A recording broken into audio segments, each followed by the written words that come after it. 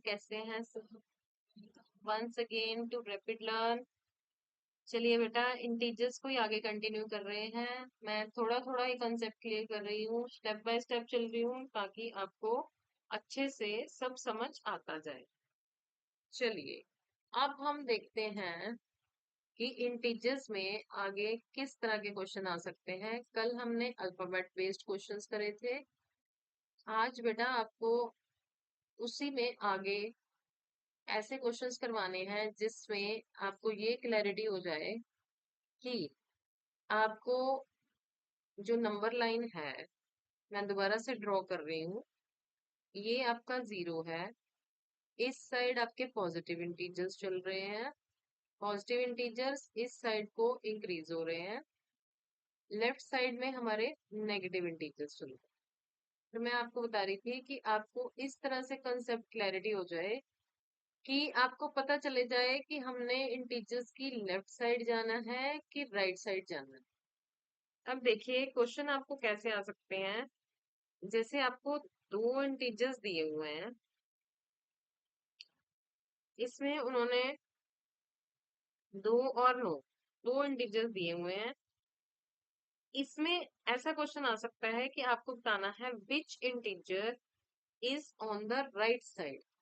अब मैंने आपको बहुत अच्छे से ये बात क्लियर कर दी हुई है कि जो पॉजिटिव इंटीजर्स हैं वो राइट साइड की तरफ बढ़ रहे हैं। अब यहाँ से आपको ये लेफ्ट साइड देखने की कोई जरूरत नहीं है, हम सीधा राइट साइड की तरफ देखते हैं तो हमें पता है कि दो दो के आगे बढ़ते बढ़ते इस साइड आपके पास 9 आ जाएगा। तो इसका मतलब कौन सा इंटीजर राइट साइड पे है, तो हम कहेंगे 9। Integer 9 is on the right side और 2 उसकी लेफ्ट साइड पे है। किसकी लेफ्ट साइड पे है? 9 की, क्योंकि 2 पहले आ रहा है नंबर लाइन पे और 9 बाद में आ रहा है। अब चलो, ये तो था पॉजिटिव इंटीजर्स का। अगर हमें देते हैं वो 0 और -5। अब बेटा बहुत ध्यान से आपने आंसर करना है। इसमें आपने देखना है कि कौन सा इंटीजर राइट साइड पे है। हम राइट साइड वाले इंटीजर फाइंड कर रहे हैं ना। जैसे 9 था राइट साइड पे, अब हमें इन दोनों में से देखना है कौन सा इंटीजर राइट साइड पे आएगा। तो बेटा अगर आप बहुत ध्यान से देखो तो ये आपको पता चल जाएगा कि जो 0 है, 0 यहाँ पे है। अब हम इस साइड इंक्रीज करेंगे तो हमारे पास -5 आ जाएगा। ठीक है बेटे, -3 -4 -5। अब हमने यहाँ पे इन दोनों को देखना है। ये रहा आपका -4 और ये है -5। अब आप -5 और 0 को देखिए तो -5 आपकी लेफ्ट साइड पे जा रहा है, 0 आपका राइट साइड पे आ रहा है। तो हमारा आंसर आएगा 0। ठीक है बेटे, चलिए आगे चलते हैं। तो हम देखते हैं, अब ये तो था, एक 0 हो गया, एक हो गया नेगेटिव इंटीजर। अब अगर ऐसे हो -9 और +9, अब इसमें आपको देखना है कौन सा इंटीजर राइट साइड पे है।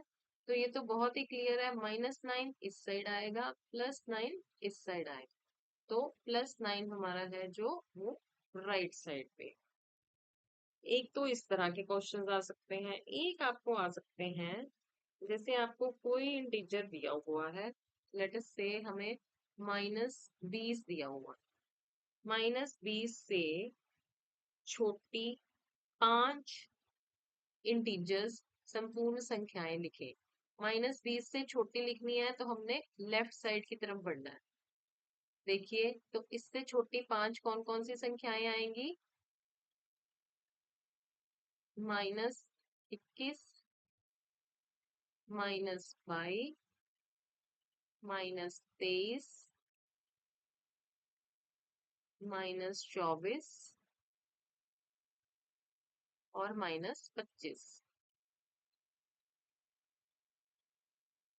ठीक है बेटे, ये छोटी हो गई किससे?